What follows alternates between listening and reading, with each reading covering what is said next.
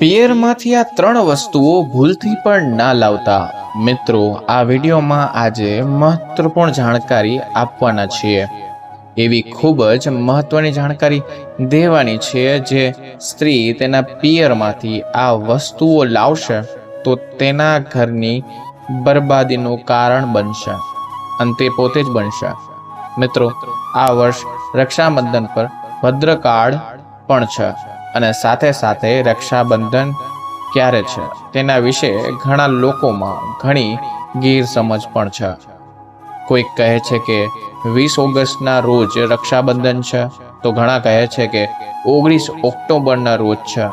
તો મિત્રો, આજે આ તમામ વાતો વિસ્તારથી જાણીશું. દર વર્ષે શ્રાવણ મહિનાની પૂર્ણિમા તિથિ ઉપર રક્ષાબંધન મનાવવામાં આવે છે.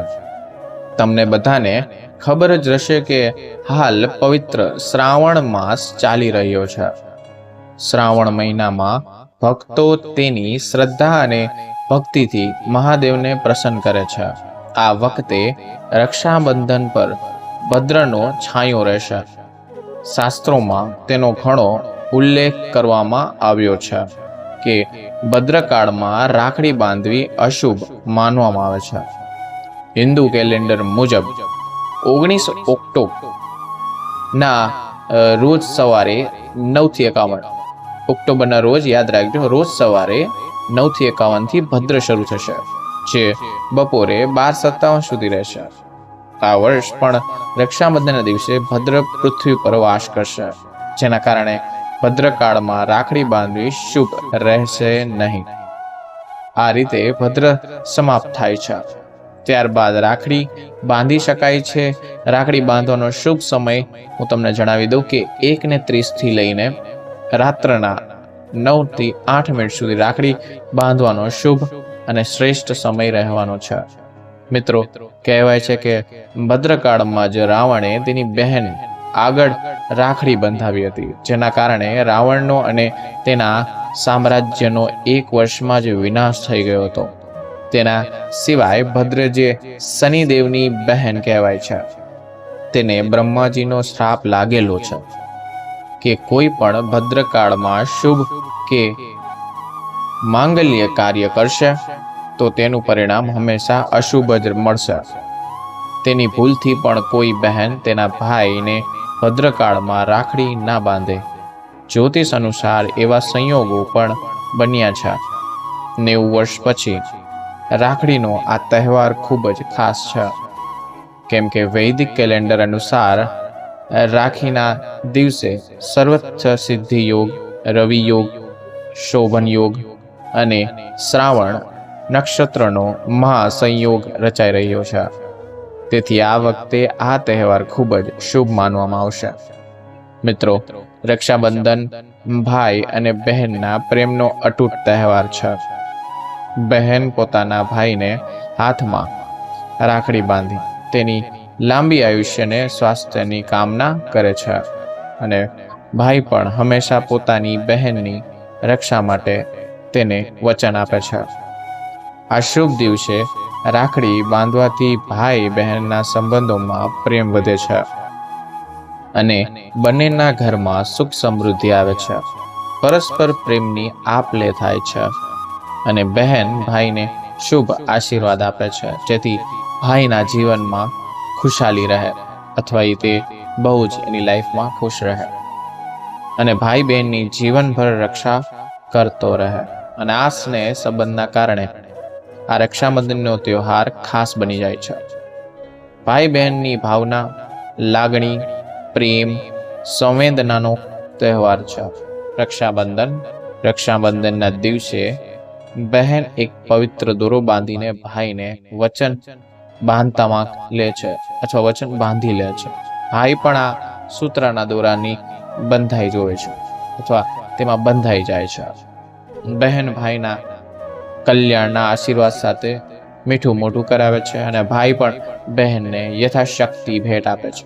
આ રક્ષાબંધનના દિવસે, પૂર્ણિમાના દિવસે લોકો યથાશક્તિ પ્રમાણે દાન પુણ્ય કરે છે, તીર્થોમાં જઈને સ્નાન કરે છે. મિત્રો, શાસ્ત્રોમાં એવું કહેવાયું છે કે પત્નીએ પોતાના પિયરમાંથી અમુક વસ્તુઓ સાસરે ક્યારેય ના લાવવી જોઈએ, નહીં તો તે પતિની બરબાદીનું કારણ બની શકે છે.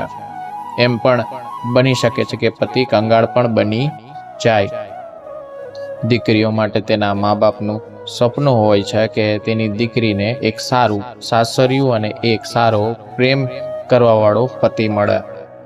સાસરે તેની દીકરીનું સન્માન કરવામાં આવે, તેનો આદર કરવામાં આવે અને સાસરે ખુશીઓ જ મળ્યા રાખે તે દીકરીને. પરંતુ ઘણી વખત મા બાપ એવી ઘણી ભૂલો કરી બેસે છે, જેના કારણે દીકરી અને તેના પતિને જીવનભર દુઃખ સહન કરવું પડે છે. દીકરીઓને એક એવી વસ્તુ આપવાથી જીવનભર દુઃખ દરિદ્રતા આવી જાય છે. તો ચાલો હવે જાણીએ કે દીકરીઓને રક્ષાબંધન પર કઈ વસ્તુઓ મા બાપે ના દેવી જોઈએ અને સ્ત્રીઓએ આ વસ્તુઓ ભૂલથી પણ સાસરે ન લાવવી જોઈએ. મિત્રો, વિડીયોની શરૂઆત કરતા પહેલા આપ સૌને ખાસ વિનંતી છે, વિડીયોને અંત સુધી જોજો અને જો તમે પણ મહાદેવને માનતા હોય તો કમેન્ટમાં હર હર મહાદેવ દિલથી, એમણમ નહીં દિલથી લખજો અને વિડીયોને લાઈક કરજો. ચેનલને પણ સબસ્ક્રાઈબ કરજો, જેથી મહાદેવની કૃપા હંમેશા તમારા પર બની રહે. એક નંબરની વાત કરીએ તો કાચની વસ્તુઓ. કાચની વસ્તુઓ દેખાવમાં સુંદર લાગે છે અને કોઈને પણ ભેટ આપવા માટે સારી લાગે છે.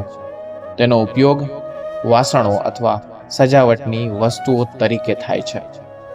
પરંતુ જો તમે તમારી દીકરીના લગ્નમાં કોઈ ભેટ આપવા માંગતા હોય તો તમારે કાચની વસ્તુઓ ક્યારેય ન આપવી જોઈએ. દીકરીને આવી કોઈ પણ વસ્તુ ભેટ કરવાથી તેના સંબંધોમાં તિરાડ પડી શકે છે. હકીકતમાં તો જ્યોતિષીમાં વિશ્વાસ ના હોય તો પણ જ્યારે દીકરી લગ્ન પછી તેના માતા પિતાના ઘરેથી તેના સાસરે જાય છે ત્યારે તે તેની સાથે ઘણી બધી વસ્તુઓ લઈને જાય છે. આવી સ્થિતિમાં કાચની વસ્તુ તૂટવાનો ડર અને ભય પણ રહે છે. તેથી કાચની વસ્તુઓ ના આપવી જોઈએ, તે વધુ સારું માનવામાં આવતું નથી. 2 નંબર જોઈએ મરચું. દીકરીઓને ક્યારેય મરચું ના આપો, તેનાથી તેના લગ્ન જીવનમાં કડવાહટ ફેલાય છે. એવું કહેવાય છે કે દીકરીઓને સાથે મરચું દેવાથી તે બંને દંપતીના જીવનમાં એકબીજા સાથે સંબંધમાં ઝઘડાઓ વધે છે. તેથી દીકરીઓને ફળ અને સુખી જેવી વસ્તુઓ આપી શકો છો. 3 નંબરની વાત કરીએ તો મીઠું. મીઠાનું કામ હોય છે કે ભોજનને સ્વાદિષ્ટ બનાવવું. જ્યારે દીકરીઓ લગ્ન પછી તેના ઘરેથી સાસરે જાય છે તો તેનો ધર્મ શું હોવો જોઈએ? નવા ઘરમાં પ્રવેશ કરતી વખતે ઘણાને સાથે લઈને ચાલવું, બધા સાથે સારી રીતે વાતચીત કરવી, એ બધા સંબંધોમાં મધુરતા મેળવી અથવા ઉમેરવી. આવી સ્થિતિમાં જો તે માતાના ઘરેથી મીઠું લઈને સાસરિયાના ઘરે પ્રવેશ કરે છે, જેથી સંબંધો બગડી શકે છે. તેથી સાથે જોડાયેલા દરેક સંબંધ ખરાબ અથવા ખરાશ રૂપ થઈ શકે છે.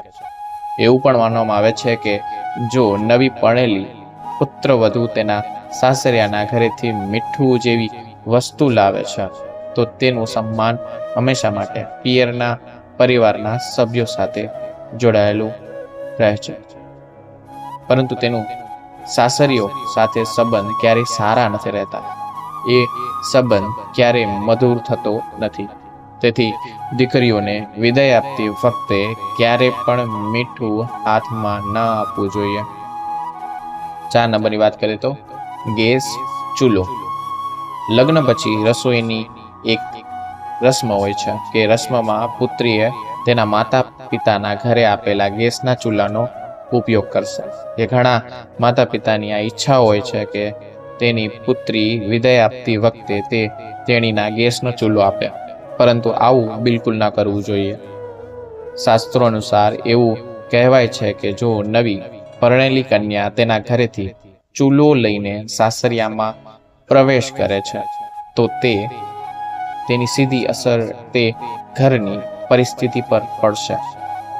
આમ કરવાથી નવી કન્યા નવા પરિવારમાં પ્રવેશવાની સાથે જ તેના ચૂલો અને રસોડાને સંપૂર્ણપણે પરિવારથી અલગ કરી દેશે, જે બિલકુલ સારું માનવામાં આવતું નથી.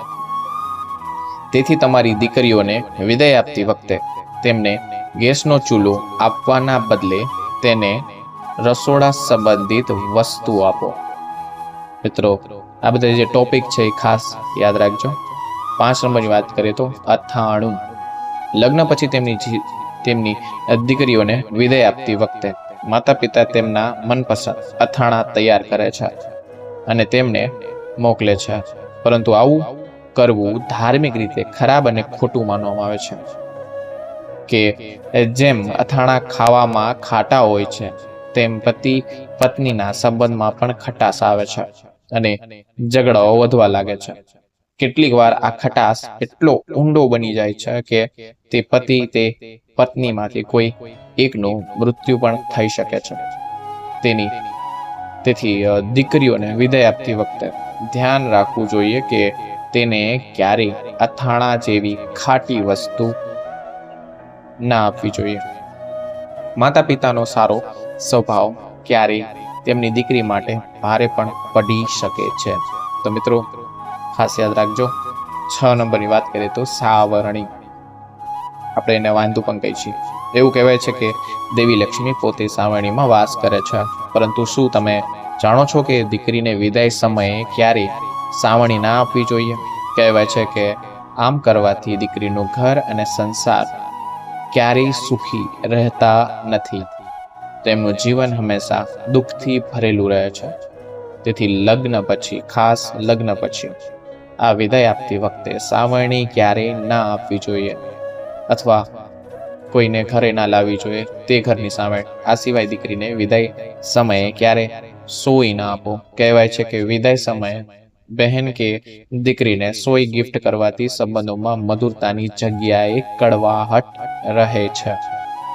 તમારી દીકરીને વિદાય આપવા માટે સોય જેવી તીક્ષ્ણ સાધન આપવાનું પણ ટાળવું જોઈશે. વિદાય સમયે ભૂલથી પણ દીકરીને લોટની ચાવણી ના આપવી જોઈએ. મકર સંક્રાંતના સમયે માતાઓ તેમની દીકરીઓને 13 વસ્તુઓ ગિફ્ટ કરે છે. કેટલીક માતાઓ લોટની ચાવણી પણ ગિફ્ટ કરે છે, જે યોગ્ય નથી. દીકરીઓને લોટની ચાવણી ગિફ્ટ કરવાથી તેમના સુખી જીવન પર અસર પડે છે. તેથી આ ભૂલ ક્યારેય ના કરવી. 7 નંબરની વાત કરીએ તો કાળા કપડાં. તમારે તમારી દીકરીના લગ્નમાં ઉપહાર તરીકે કાળા કપડાં ના આપવા જોઈએ. એવું માનવામાં આવે છે કે કાળો રંગ નકારાત્મકતા એટલે કે ખરાબ દર્શાવે છે અને કાળા કપડાં ઉપહાર કરવાથી દીકરીના વૈવાહિક જીવનમાં મુશ્કેલીઓ આવી શકે છે. 8 નંબરની વાત કરીએ તો તીક્ષ્ણ વસ્તુઓ અથવા દિવાસળી જેવી વસ્તુઓ. દિવાસળીની પેટીઓ, છરી અથવા કાતર ક્યારે પુત્રીને તેના લગ્નમાં ભેટ ના આપવી જોઈએ. એવું માનવામાં આવે છે કે તેની નકારાત્મક એટલે કે ખરાબોની અસર પુત્રીના જીવનમાં વિખવાદ તરીકે દોરી શકે છે અને કોઈ પણ કારણ વિના ઝઘડા તરફ દોરી શકે છે. તમારી દીકરીને ભેટ આપતી વખતે તમારે ખાસ ધ્યાન રાખવાની જરૂર છે કે તેને આવી કોઈ વસ્તુ, જે મેં ઉપર તમને જેટલી દર્શાવી એવી કોઈ વસ્તુ ના આપતા. 9 નંબરની વાત કરીએ તો ભગવાન ગણેશની મૂર્તિ. તમારી પુત્રીને વિદાય આપતી વખતે ભૂલથી પણ તેને ભગવાન ગણેશની મૂર્તિ ના આપો. તમારી દીકરીને ભગવાન ગણેશની મૂર્તિ ગિફ્ટ કરવાથી તમારા ઘરની સુખ, શાંતિ અને સમૃદ્ધિ પર અસર પડે છે. એ જ રીતે દીકરીને ક્યારેય પણ લક્ષ્મીની મૂર્તિ પણ ભેટમાં ના આપવી જોઈએ. તમારી પુત્રીને દેવી લક્ષ્મીની મૂર્તિ આપવાથી દેવી લક્ષ્મીનો નિવાસ તમારા ઘરની બહાર નીકળીને તમારી પુત્રીના ઘરે વહી જાય છે. આજની વાતમાં આટલું જ. ફરી મળીશું એક નવા વિડીયો સાથે મિત્રો. વિડીયોમાં પસંદ આવ્યો હોય અથવા વિડીયો પસંદ આવ્યો હોય તો લાઈક કરો, શેર કરો, સબસ્ક્રાઈબ જરૂર કરજો અને કમેન્ટ બોક્સમાં જય માતા લક્ષ્મી અથવા હર હર મહાદેવ જરૂર લખજો. વિડીયોને છેલ્લે સુધી જોવા બદલ આપનો આભાર. Thank you. ફરી મળીશું નવા વિડીયોના ટોપિક સાથે. ત્યાં સુધી રાધે રાધે.